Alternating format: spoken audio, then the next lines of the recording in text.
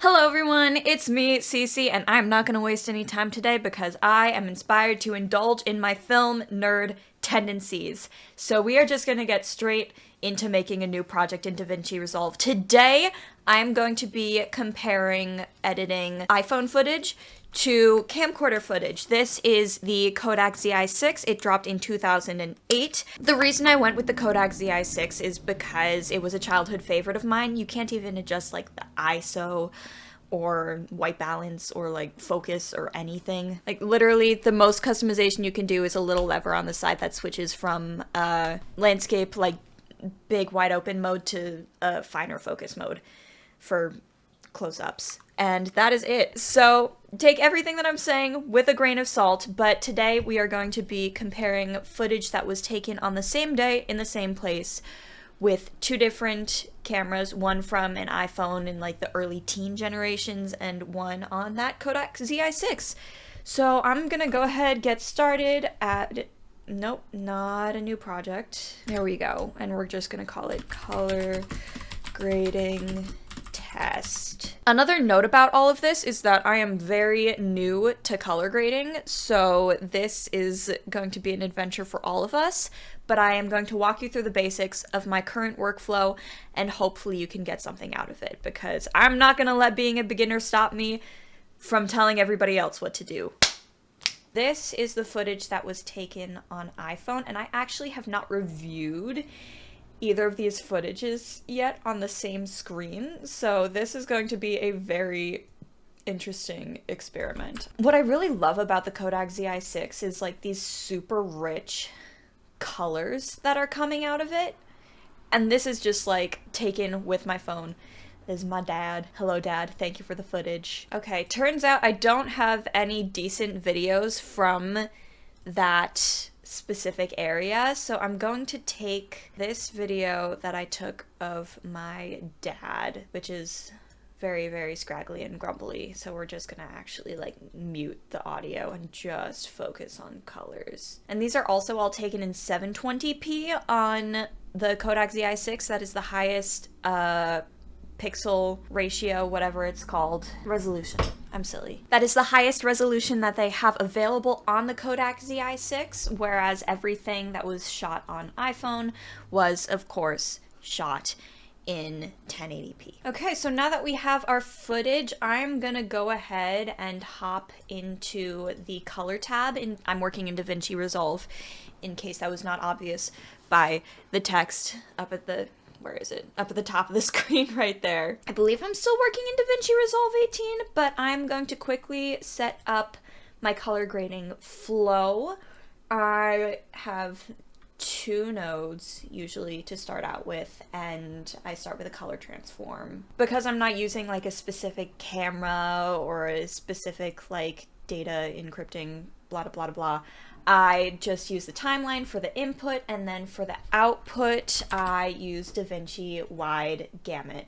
And this is great because it gives you more color range to work with. I am not great at explaining it, but I will link the video that does explain it really well and entirely change my view on color grading down below. So we use DaVinci Wide Gamut and then DaVinci Intermediate, and this literally acts as an intermediate between the film, and usually I use Rec 709 just because it's a standard. So I go ahead and do input DaVinci Wide Gamut again, and DaVinci Intermediate, and then for the output I do Rec 709 and Gamma 2.4. Alright, so now that those are set up, I separate these very wide apart and start adding in intermediate nodes for all of the different stages of color grading. So this one, we're gonna label it. So my first node, I like to do just values, lightness and darkness, looking at this waveform chart right here. The next node, I color correct, make it a little bit more cool, more light, work on the skin tones. And then the last node is my artistic node. Usually I will take one of these LUTs and bring it down significantly just because I'm still beginning my color grading journey and I don't want to mess with anything too much. I've done that in the past. It has not worked for me, and using a LUT and just toning it down has worked significantly better. So don't be afraid of LUTs. Just remember to turn them down a little because they can be a little bit crazy sometimes. So let's start with light. Let's just scroll through the video in this waveform. We've got a lot going on. Okay, so I think it looks like the waveform is pretty much in the middle here, so I'm just gonna bring the darks down a little bit and the lights up a little bit just to bring that contrast back into it. And then I'm also gonna play around with the gamma in the middle. Okay, so what I'm noticing right now is that the field is really dark, but when I bring down the gamma, it makes the sky really pop, which is a tough compromise. So I'm gonna pick here to have the field a little bit more visible and bring down the darks a little bit more. Maybe the shadows specifically I can bring down just like a pinch. And what I always like to do is compare the original to whatever I just did, just so that I can actually get a sense of what has changed and if I actually like the edits that I've made better than the original. If I like the original better, something's going wrong and I gotta restart. So comparing, this is the original and this is with the contrast. I think this is good. I like this. So now I'm gonna hook up the color grading node and we are going to go into the vector scope. Now this is a really good way to get a sense of warmth, coolness, and skin tones. As you can see, if you make it really, really cool, it starts to go towards the cool edge of the screen, and if you make it really warm, it all busts up into that upper left-hand corner of the screen. Same with the skin tones. If we make it more pink, it'll go up into that upper right-hand corner, and if we make it more green, it'll go down into the lower left-hand corner. I really would love to bring out some of those reds once we get to the more artistic color grading. So for this image and clip specifically, I am going to be compromising between looking at the vector scope and looking at the image right here, because there are a couple of different white blobs that I could be trying to center. I'm going to try to center this one right here. No, I don't like that. I don't like that at all. Let's try and cool it off a little bit again. Try and center that white blob. Ooh, okay. That actually looks, I kind of like it a little bit cooler, even though it's kind of like off center in the vector scope. I like it a little bit on the cool side. Let's just scrub through the footage and see how that looks. Yeah, I like that. Maybe not that much because I loved the green in the grass, so maybe let's bring it down to like 500. There we go. Compare with the old footage, new version, old version. Yeah, honestly, the white balance looks pretty okay here, so I don't want to mess with it too much. Yeah.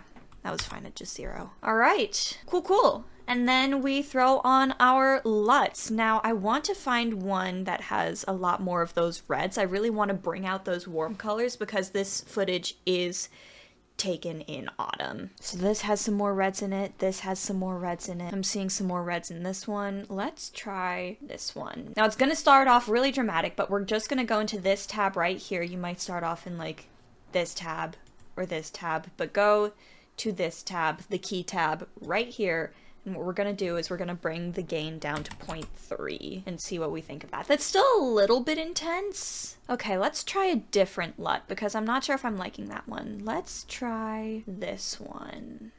And again, we're keeping it at 0.3. So that brings out a lot of brightness in the actual field itself, but I feel like the clouds are a little intense right now, so let's actually go to our waveform and back in our light. Yeah, it's a little intense, so we're gonna just take the highlights, bring it down just a pinch, and then you can get a lot more details back in the clouds like that. And just for the sake of experimentation, I'm gonna try one more LUT on here, which is still a little bit intense. Maybe if this one were to work, we would need to bring it down to like 0.2. I would also want to bring up a little bit of the shadow. Nope, not there. We bring up the shadows here. And the highlights are still so intense, my god. Okay, so this is with the first LUT that we tried, and this is with the second LUT that we tried. Again, the first LUT LUT, other LUT. I think I'm gonna go with this LUT right here because it just has a more airy feel to it.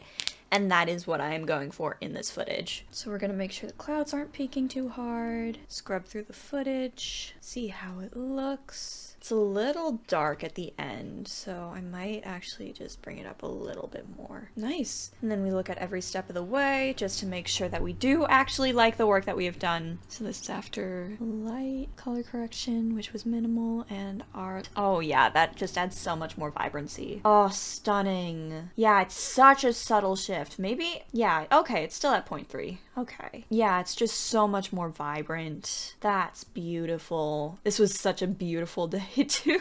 Oh yeah, look at the yellows and oranges that come out there. Good stuff. Okay, I'm gonna call that done for the sake of keeping things moving. All right, next we are going to color grade this. It is just an image. I thought that it was pretty similar to this last bit of the clip.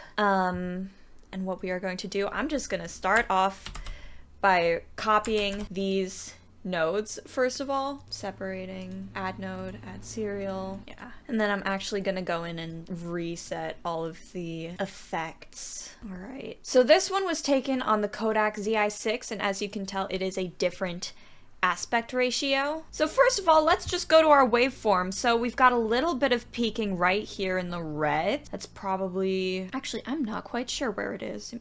I want to guess it's right here that it's catching the peaks. But we are just gonna bring the whole thing down just... Yeah, no, and that part is fried. Oh, it's the clouds. Interesting. Okay. Yeah, so let's just completely reset that. Really, I just want to bring the lift down just a bit. And then from there, maybe bring the gamma up. I'm annoyed by this tree trunk because I feel like I'm losing a lot of detail in there, but bringing the gamma down definitely helps balance everything out, and then from there bringing the shadows up. Yeah, and we're very, very close to peaking over here, but I think that's okay because it's probably in the clouds, which are very bright in the first place. And again, we go ahead and compare before and after, and I do in fact like that better, so we're gonna stick with it. Okay, moving on to color correction. Again, we're gonna go into the vector scope. Things look pretty centered. I'm gonna see how it looks if I bring it a little bit on the cooler side. Okay, we lose a lot of those reds in the grass and the yellows. If we bring it warmer, then the clouds look jaundiced. So let's, yeah, sure, let's keep it there. And then maybe a little bit more skin tone in there. And again, we check the previous node, current node, not really seeing too much of a difference, which means that the white balance was okay to start off with. Beautiful. Again, we're gonna hook up our LUT and let's just try using the same LUT again. That is intense. Oh my goodness. Okay, bring it down to 0.3. So this is really interesting for me because seeing how the LUT interacts differently with this footage versus this footage, fascinating. Yeah, like this footage, I'm not really getting a lot of that brightness in the grass, but here it's like, whoa, that's a little intense. Maybe I'm gonna bring it down to 0.2. Like, it's beautiful and it's artistic. Not sure that I'm liking the craziness of the oranges and the yellows in the grass. Yeah, let's cool it off just a little bit more. And then I think I brought in a little bit of skin tone. Again, let's try this again. Yeah. Oh, beautiful. Stunning! Oh my god, that's so pretty! All right. And again, comparing original and the LUT version. I want to check the waveform again because, yeah, okay. We're getting a lot of peaks in there, so I'm going to bring down the brightness just a pinch, and I'm going to bring up, nope, not there. That's not where I'm doing it. I'm doing it here. I'm going to bring down the highlights just a pinch. Maybe bring up the shadows just a bit. I mean, now the grass looks a little bit crazy, so I might bring down the gamma a bit more. Time for our experiment. We continually go backwards through the nodes. Feels a little bit dark. That looks good. Yeah, it still feels a little bit dark. Let's bring this up again. Actually, it doesn't look that dark. It's just the tree trunk that's getting to me. So I think I'm gonna pause on it. Let's compare this. Now the thing is, this is also a moving image, so it's gonna work a little differently. Yeah. And now let's work on this moving image right here. We're gonna do the exact same process as last time.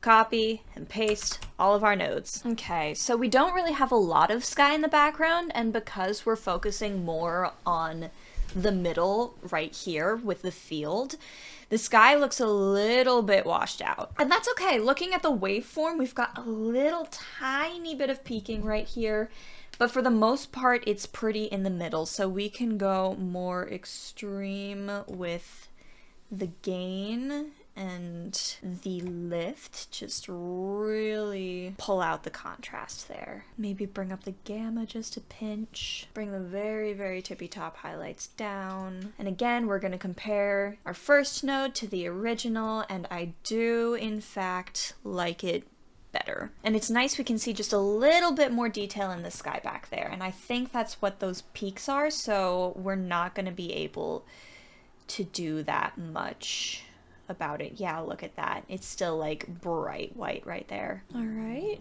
now we're gonna go to the color correcting node. We're gonna go to the vector scope again, and it looks a little bit on the warm side right now, so we are actually going to bring it... Oh, wait, do I like that though? So it is more centered, but I feel like it's kind of making everything turn into one blue entity. So I think we're gonna go real subtle if we're gonna do any color correcting, just so that we can keep things a little more distinguished there. Do I like that better than the last one? Oh, I was color grading in the wrong node again. Now, do I like that better than the last node? Yeah, I think I do like that better than the last node. Okay, so let's go ahead, and honestly, I'm just gonna try the same exact LUT that I've used the last 2 times. Oh my God, every time you put on a LUT for the first time without doing any of the rearranging, it's just like... Okay, let's turn this node down. No, 0.3, please. Okay, and do we like that better? We do. I don't know what this crazy spike is here. Is that just like... Oh, that's the sky. Yep. Would you look at that? Okay, yeah, we can't do that. That is not gonna work. Let's try a different LUT. Okay, that's better. Let's also try this one while we're at it. That one also works. I think I like this one better. I'm also gonna go back into our lights and just bring up the shadows a little bit more, because my eyes are seeing a lot of dark in there. And so is the waveform. Fantastic. I love it when my eyes agree with the waveform. Let's just like scrub through the... Oh, that's not gonna work. Oh my God. Oh my God. We're gonna have to bring everything a little bit more towards the center, just because we lost so much in that vest right there. And now that I'm looking at this still, it's like, ooh, what's that? Okay, we gotta restart. Dad, why do you have to be so pasty? It's really messing with the color grading. One of the most worldview changing things about color grading that I have thought of or learned throughout this process is that color grading should make everything pop. If you have ever done producing in music, it's a very similar concept. And making things brighter and darker doesn't necessarily make them pop more. It's about finding their niche, which is why, for me, with color correcting, it's really less about the vector scope and more seeing if everything pops or if it kind of blends together. Because contrast comes in a lot of different forms. It comes in the forms of lights and darks, like we know, but it also comes in the form of color. If everything that you are looking at is the same color, your eye is gonna get confused and it's not gonna know where to go. But if you have a lot of different colors to look at, everything will find its own niche and balance itself out. And I think I did that with the color correcting, and then if we just take a look at the LUT, I made it a little bit less intense, just 0.2, and let's scrub through this video. Oh, those leaves are so pretty. Oh my God, stop, wait. Oh, just that still. His skin does look a little bit orange here, but I'm okay with it. Like, it doesn't look too weird, and just like look at the leaves, look at the shirt, look at the sky. Oh, it looks so good. So I'm going to play everything for you now, just straight through, and you can see what you like the best.